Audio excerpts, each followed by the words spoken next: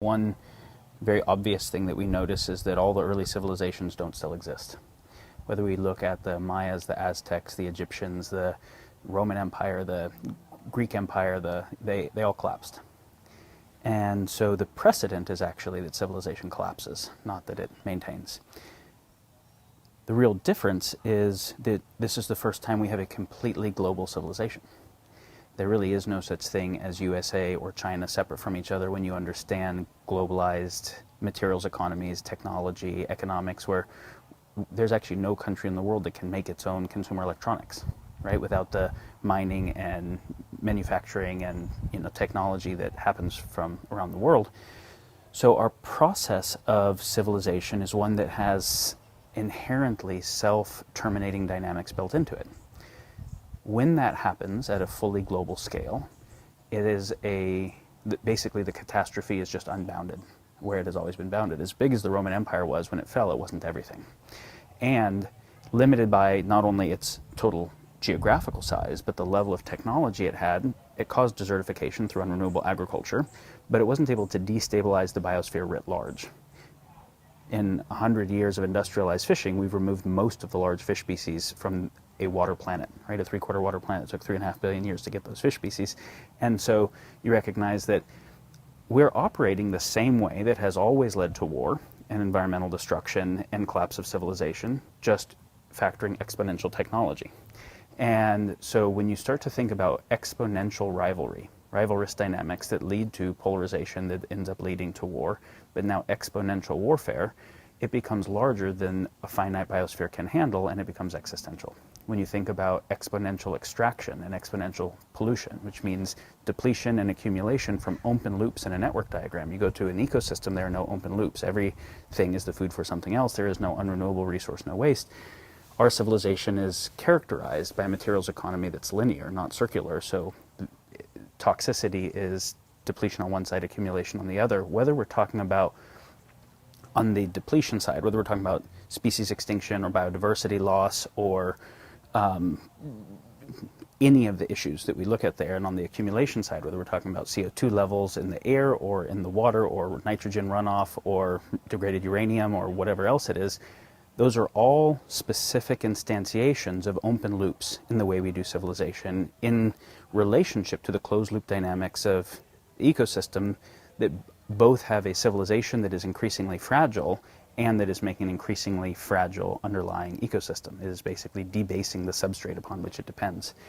And so when you think about exponential extraction, exponential pollution, that obviously gets larger than the playing field can handle. When you try and think about exponential expansion of the monetary supply that has to be based in goods and services, that can't keep happening. When you think about we compete using narrative and information, when you start to think about exponential information tech used for disinformation and for population control, you get to a place where the information ecology is so broken that what's actually happening with North Korea or not? Are we going to have nuclear war? What's actually happening with Syria? What's actually happening with Putin's relationship to the Trump administration? How long do we really have before all the coral die off?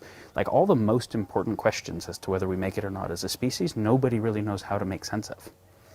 And so when you have a situation where you've actually got an exponentially decreasing sense-making capacity, right? An information ecology that is increasingly more broken, with an exponentially increasing capacity to make big choices, right?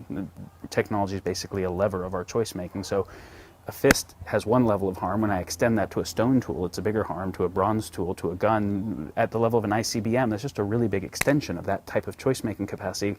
But when I have exponentially increased choice making capacity with exponentially worse sense making, that always runs into a cliff. And so the underlying dynamics that are leading to the self-termination that people feel and sense right now are not different in kind than the ones that we've been facing since the beginning of what we call civilization. They're different in magnitude and in the speed of process, factoring the exponential curves involved. And what is, because some people talk about the shift being, we can talk about it in terms of material terms, or we can talk about it in terms of an evolution in consciousness or the way that we operate. What do you sense is that leap that we need to make in terms of how we operate? You actually have to think about it on all of those levels to be able to make sense of it. in a meaningful way. Otherwise, it's kind of like asking, when we are talking about the health of a person, whether that means the health of their liver or their kidneys or their blood, it's like that doesn't even make sense. You can't separate those things from each other. So when I think about what economics is our value system codified as value equations that determines how much we value one thing relative to another thing, that determines what we're incentivized to do and what we confer power to. So if a dead whale is worth $1 million on a fishing boat and a live whale in the ocean is worth nothing, that's a value system codified in a value equation that then incentivizes behavior, but it also incentivizes psychopathology, right? Psychopathy, actually. I have to shut empathy down because leaving the whale in the ocean, it actually isn't even going to stay in the ocean. Another guy's going to hunt it out, right? So I've got a tragedy of the common, so I have to kind of deaden to be able to do the thing that is incentivized by the system. Or somebody else does and I'm just not effective in the system. So you can't think about the evolution of human consciousness and the evolution of economics differently. If you look at the way economics then needs to protect its own profit stream and the way it will learn how to influence media to control people's sense-making frameworks and the way it will influence governance, again, this is getting to consciousness, or the way it will influence legislation on the nature of what happens in education to prepare people for the workforce. And so the paradigm shift is basically everything. We need new systems of governance. If we just, we think about how much we love the word democracy. And we love the word democracy because it's better than tyranny. And it's better than the other really horrible systems that we've experienced at any scale.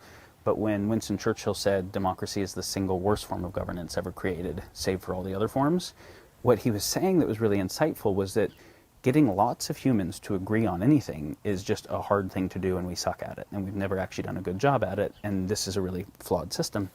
Now, we like it because, like we said, it's overcoming things that were even more problematic. But if you think about democracy for a moment, and whether we're talking representative democracy or liquid democracy using a voting currency or binary vote, fundamentally you have a process of saying, okay, we can't get everybody to agree beyond a very small number of people. Dunbar number, tribe, you can get everybody to agree because they can all be in a conversation together. Beyond the level at which you can have a conversation together, you can have a few people control everything, and they can be in a conversation together, some type of oligarchy or meritocracy. But then you're like, no, we want most of the people to agree at least, right? That seems like a good idea. But somebody puts forward a proposition to do something that they think is important based on their limited sense-making that is never everything. That proposition, because it wasn't informed by comprehensive sense-making, will always, in the process of benefiting something, also damage something else. And so some people love it based on if what it's benefiting is directly relevant to them, and other people hate it based on if what it's damaging is relevant to them. You just created inexorable polarization because you made shitty propositions and then asked people to vote yes or no binary on a shitty proposition. So you notice people actually don't all get to contribute to the sense-making of what a good proposition would be. There's no kind of collective input there. There isn't even a generation of what would good mean here. And so really, even their choice making is just yes or no on a frame that was already controlled. And typically, who's going to be able to even put forward a proposition is someone who has vested interests. And so you're stuck with polarization in that particular system, right? So we need new systems of governance that are not any system of governance the world has ever done so far. They are systems of how do we individually and collectively make sense of what's going on, make sense of what we actually value, and how those values can be synergistically satisfied rather than in a theory of trade-offs with each other, progressively better, and how do we create design that are optimal synergistic satisfiers.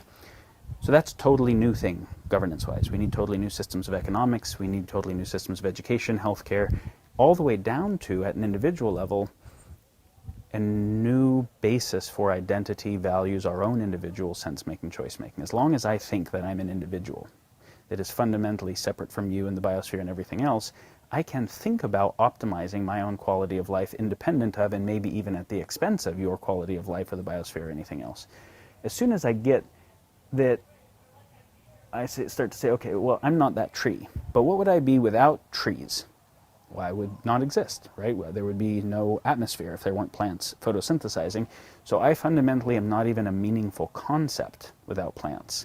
So if I think of myself as me, that is not fundamentally interdependent with plants, I'm actually just not even thinking clearly, right? It's just a bad ontology. It's a bad semiotics. And then I start to run that and say, well, what about soil microbiota? And what about, and it turns out that my life depends on the whole thing, right? So I can be better thought of as an emergent property of this whole thing, right? Not just the biosphere, because what would it be without the sun? And so as long as I have a sense of I that is separate and maybe even rivalrous competition for some scarce status, resource, attention, partner, whatever it is, then we have a fundamental basis for war.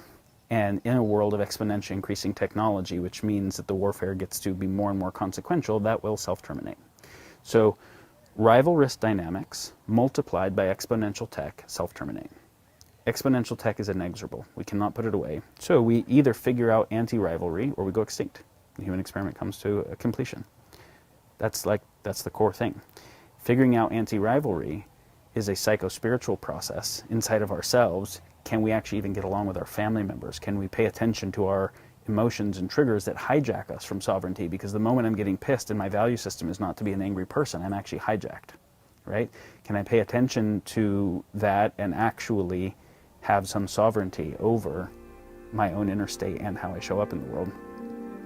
And can we figure out how to do that collectively as well?